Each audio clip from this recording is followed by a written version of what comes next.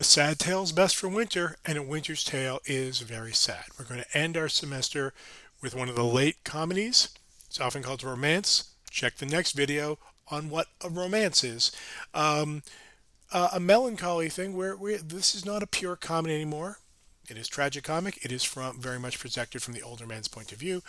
It is a play where love eventually conquers most, not all, but most, and but nonetheless, where losses are redeemed over time, although not everything comes back.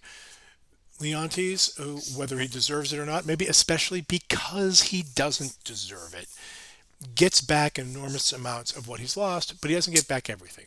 Mamilius stays dead. Leontes will never have a son again.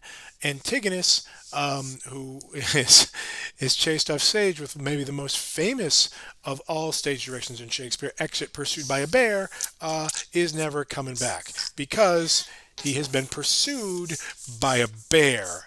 And in a foot race between a bear and a middle-aged courtier, you bet on the bear. The bear. It's going to be the bear. Bears.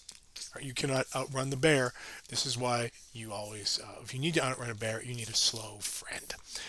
So, how are you doing there? How are we doing?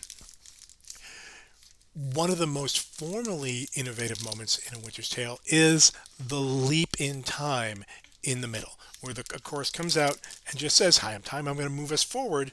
I'm just going to move us forward, and we're going to just jump 16 years. We're just going to get ahead of what we're just going to move ahead." Um, the normal rules, the official rules as laid down by Aristotle, include the unities of time, place, and plot. Certainly, the hardcore version of the unities is the whole story should take place within 24 hours. Shakespeare only does that twice in his entire career, once at near the very beginning and once near the end. He usually does it loosely, like, yeah, this is going to take a few weeks, take whatever.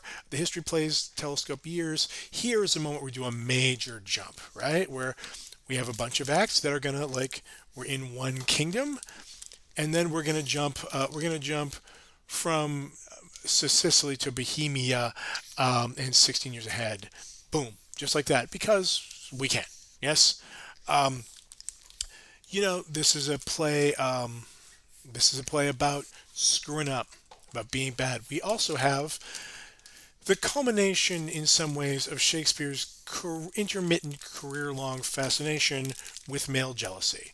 We have seen Claudio, an example, a guy who really doesn't deserve the wife he ends up with, or indeed any wife under any circumstances ever. In the world of tragedy, we have Othello. We have other figures like this. We have Master Ford in The Merry Wives of Windsor, also pathologically jealous for no reason. Here we have Leontes, whose jealousy comes seemingly out of nowhere, like a disease, and leads to both paranoia and tyranny.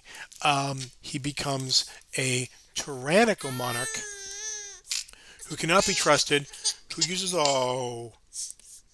who is a slave, if you'll pardon the term, like, to use the traditional Stoic phraseology, he is a slave to his own passions, which means he cannot be free, which he will use his power tyrannously, because he cannot master his own negative emotions and take control of his own mind and emotional well-being. He becomes a menace to everyone around him and needs, in this case, a very extensive time out in order to get things together, and presumably be okay. He's going to be an okay monarch from now on, or at least things are mostly forgiven.